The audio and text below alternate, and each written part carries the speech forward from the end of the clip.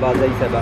तानिया बाज़ई साहिबा, आज पहला दिन था 27वीं यानी तरमीम के बाद। आज हाई कोर्ट में ऐनी अदालत लग चुकी है और जो 27वीं तरमीम के बाद जो हमने देखा कि कुछ जजेज़ ने हलफ लिए और कुछ जजेज़ ने इस्तीफ़े दिए।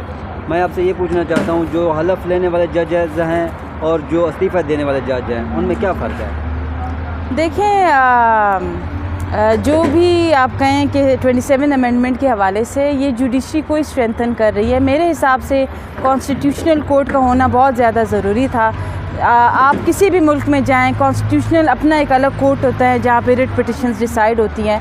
इस पर जो आपका आम लिटिगेंट है उसके लिए बड़ा फ़ायदा है, आपके डिस्पोजल में बड़ा फ़ायदा है, आपके केस डिसाइडिंग में बड़ा फ़ायदा है। इसके अलावा जिन्होंने रिज़ाइन किया है वो जजेज़ मैं कहूँगी रिटायरमेंट के बड़े करीब थे। 6 माह बाद उनकी रिटायरमेंट थी और 6 माह पहले इन्होंने जाके रिज़ाइन कर दिया। इन्होंने रिज़ाइन करना था तो कुछ साल पहले कर लेते, अब कोई तुक नहीं बनती थी रिज़ाइन करने की। लेकिन ये है कि इस मुल्क में सबको हीरो बनना है, उन्हें हीरो बनना था, उन्होंने रिज़ाइन कर दिया। 3 दिन का ट्रेंड चला है ट्विटर पे। तो ये है कि हर किसी को आजकल मशहूर होना है, फेमस होना है, चाहे किसी भी तरीके से। और जिन्होंने हल्फ उठाया है, ज़ाहिर है वो उनको अपनी ज़िम्मेदारी रिस्पॉन्सिबिलिटीज़ का पता है।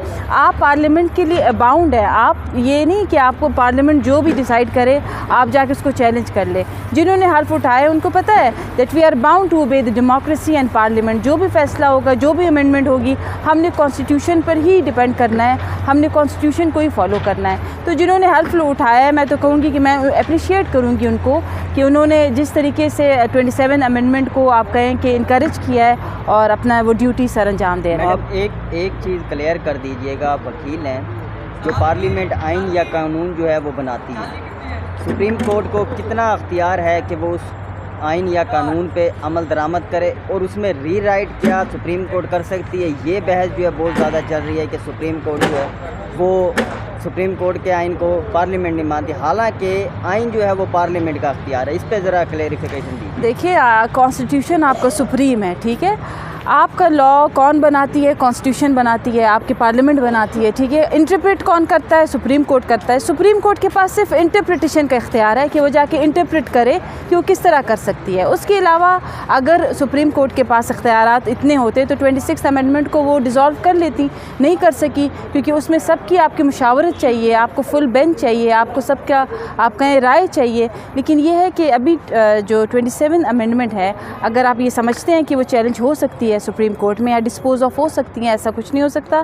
Parliament is supreme, parliament will remain supreme और कॉन्स्टिट्यूशन से सुप्रीम कोई चीज़ नहीं है इस मुल्क में। अच्छा, जैसे आपने कहा कि 27वीं यानी तरमीम ने स्ट्रेंथ खत्म किया है, क्या ये हुकूमत को इख्तियार है कि वो जजेस के ट्रांसफ़र करे, वो जजेस को लगाए? अगर वो जजेस के ट्रांसफ़र करती है और जजेस को लगाती है, क्या जजेस आज़ाद होंगे फ़ैसला करने में? अगर उनको ये खौफ हो कि अगर मैंने इनके ख़िलाफ़ कोई फ़ैसला दिया तो मुझे बलूचिस्तान भेज दिया जाएगा, मुझे सिंध भेज दिया जाएगा, तो इस तरह क्या हुकूमत के पास इख्तियार होना चाहिए?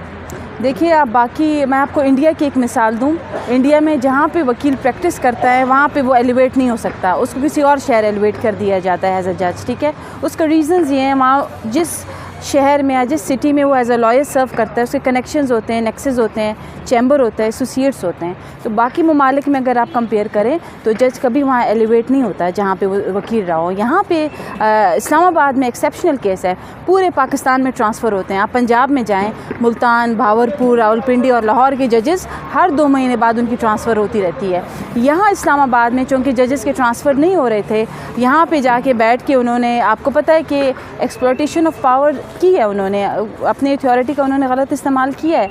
अगर इनका अगर ट्रांसफ़र होता है तो बिल्कुल ठीक है, इसमें कोई, आप जज हैं, आप यहाँ भी आके फ़ैसले करें, आप शहर से बाहर भी जाके वही फ़ैसले आपने करने हैं। तो ये है कि उस तरह आपका जो लिटिगेशन है वो ज़्यादा स्ट्रेंथन होगी क्योंकि पूरे पाकिस्तान में ट्रांसफ़र है जजेस का, सिर्फ इस्लामाबाद में नहीं है। सिर्फ इस्लामाबाद में हमने पहले भी वकीलों ने कुछ साल पहले एक तहरीक चलाई थी कि जजेस का ट्रांसफ़र होना चाहिए, लेकिन हमारी बात पर रद्द अमल किसी ने नहीं किया। अभी जाके हम लॉयर्स तो बड़े खुश हैं इस अमेंडमेंट में कि इनका ट्रांसफ़र होना चाहिए और जाके सर्व करे बाकी प्रोविंसेस में।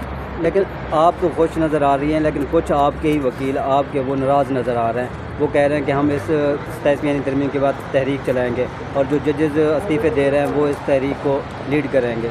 तो उनके बारे में क्या ख्याल है?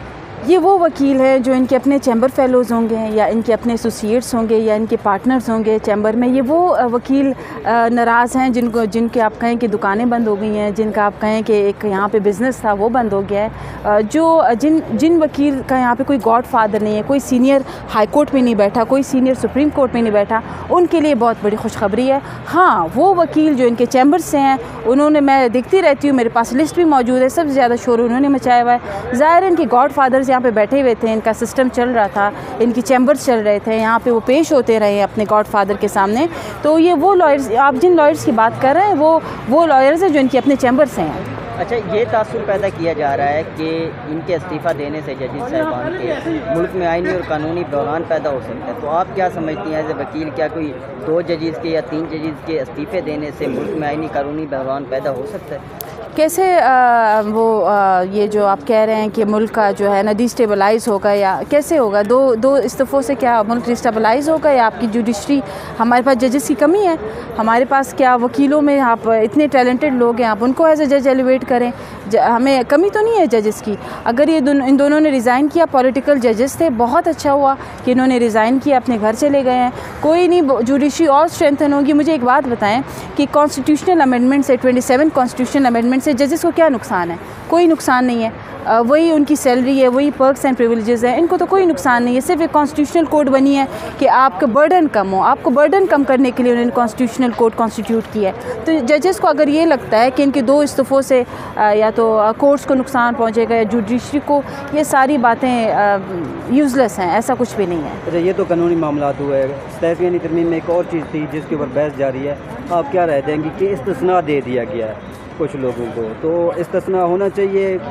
इस्लामी जमहूरिया पाकिस्तान जिसे कहा जाता है, इस्लाम में तो इसकी कोई गुंजाइश नहीं है, क्या समझते हैं? अगर जिसको इस्तिस्ना दिया गया है, अगर आपको लगता है कि वो आपके मुल्क को प्रोटेक्ट कर रहा है या वो आपके मुल्क को किसी लेवल पे लेके चला गया है, तो मुझे लगता है कि उसको आप इनकरेज करें। आप इसमें कोई वो नहीं है। शुक्रिया।